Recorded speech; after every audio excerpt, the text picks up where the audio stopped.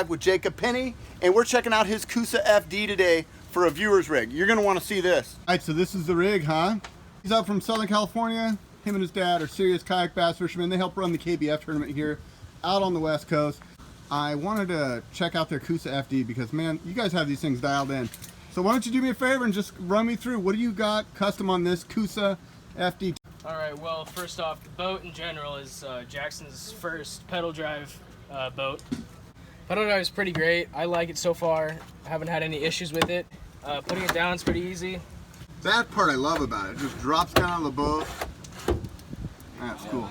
And if you run into something, it just flips up? Just flips up, does it itself. You know, not that we'll run into much trouble hitting rocks or anything. Along with the flex drive, I have a Torqeedo on the back. Wow. So You're I have kind of a young man to need a trolling motor. All right, that's great. So this is my setup. Keep it down with the bungee cord on the road. Goes down so. And on the inside, we use the turning that we use for the rudder underneath with the handles on the side. Just tied this up, connected it. So tell me more about this mount. I mean, I've seen Torqeedos, but is this a custom mount specific for the Coosa, or is this something you guys did? This is a mount that we kind of had a prototype to. This is like the last and only one that we still have. And we had one left over, decided to put it on the FD. It looks like it mounts just like it would on the power pole mount. Yeah. Cool. Yeah. Okay, I've seen some slipstream mounts and I've worked with those, yeah, but that's something a little different. So now you got the pedal drive and the motor. Why would you need both on a kayak? Well, here's the deal. With my motor, you know, I really like to get to place, you know, kind of still have that bass boat experience, but, you know, still get to little pockets and little places where I need to go. I mainly use the Torqeedo, get it across river or across the lake or, you know, long distances, and then I shut that thing off. Start to use the flex drive whenever I get into those coves and, you know, want to be a little more quiet. So kind of like a bass boat. Use that to get there. This is your foot control trolling motor once you get to your spot. Exactly. On the left side, I don't know if you guys can see that or not. On the left side, we attached a Yak Attack anchor trolley to it just recently because for those windy days, you know, not that nice when you're moving around. Do you use like a park and pole, or are you still using just a regular anchor? I'm just using a standard anchor. I got it right under here with my seat. Okay, cool. I see you got a lot of storage underneath your seat. Yeah. This whole thing is pretty cool. Just drag it out, but you put your one of your tackle boxes under there, your essentials on the seats. You know, you got pockets on each side. Put your tackle boxes in. Oh, nice. And this is your battery for your Torqeedo back here? That is the battery for the Torqeedo. I have that all set up right now.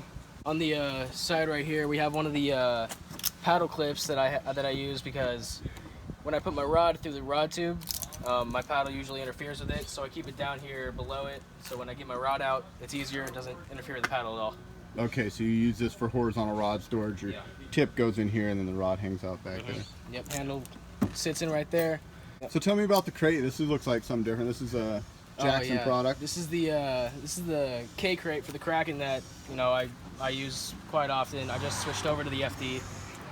Just decided to use this, you know, keep all my crap inside. Pretty nice. Interesting in there. Cool, so it's easy enough to access it from the water and you just turn back there? Yep, and especially with this boat, it's super stable. I can turn around in my seat easily, get my stuff out if I need to. It's not that difficult. I see the seat looks like it's got a nice high-low position as well as a slider to it. That's kind of cool. Yeah, so just take the pins out. So, let's move that out of the way. Take the pins out, just drop it down to the low position. That's going to go in. Yep, drop it down to low. Just put it up high whenever you need. So do you use it much in the low position? Is that like something you use offshore, or when would you drop it down low? I would drop it down low if there's a lot of major winds in the way. Just because, you know, you're going to get hit by that wind. It's going to create a lot of drag. So I drop it down low so you're not getting that much wind to use. You can still go as fast as you need to. Nice. Okay, cool. I'm also seeing a Calco's donkey leash. I've seen that on almost every viewer's rig these days. Yep. For calling fish, it seems to be the way to go. Yeah, we have it on a T-ring right here, so we just clip the fish right on, hang it over this side. You have to just go about like yay far. Nice. Keeps them fresh. Keeps them alive. Yeah, exactly. That's cool. You got the GoPro. Are you on YouTube, man? Do you post your videos anywhere? We are soon to be on YouTube as the Penny Outdoors channel. So me and my dad have been filming lately with the GoPros and making small videos on the phone. So Nice. All right, when you guys get that up, I will link it in the bio of this video. For So sure. check back, guys. Yep. All right, I'm looking at the front hatch. It looks like you got a really big storage area. Oh yeah. A little spot for your paddle in here. Yeah, paddle sleeve right here. Got storage underneath. I usually keep my rope underneath. I got some other things down there we couldn't fit in the truck, so it's a really big storage. You know, fit a lot of things down there. Okay, what's the total length of this boat, just so people have a reference? Ooh, what is the total length? Ready now? 13 and some change. 13 and some change. Okay, so 13 and a half feet. Something like that. Not, Just go with 13 not and a half. bad. Yeah. It seems like, I mean, it's pretty bulbous. Seems like you could even take it offshore if you wanted. Oh yeah. Have you had it in the salt at all? I've had it in the salt. Well, not this exact boat, but I've had Jim Salmon's FD out in the salt a little bit. Not really offshore, but kind of inshore of the bays a little bit. Cool. Yep. Definitely a boat that I'm going to be looking at more because it looks really nice. I like the layout of it. I really like how you have this one set up. So thanks for showing it to me today. And you guys are up talking kayak bass fishing. You got the dates for the 2019 season. Is that what I heard? Yep, just got finished up with those today. Got all the permits pulled and whatnot. So we're going to have kayak bass fishing this year. One at Clear Lake. KBF's also coming out in September right here in the Delta. And Headwaters is lucky enough to be able to host that event.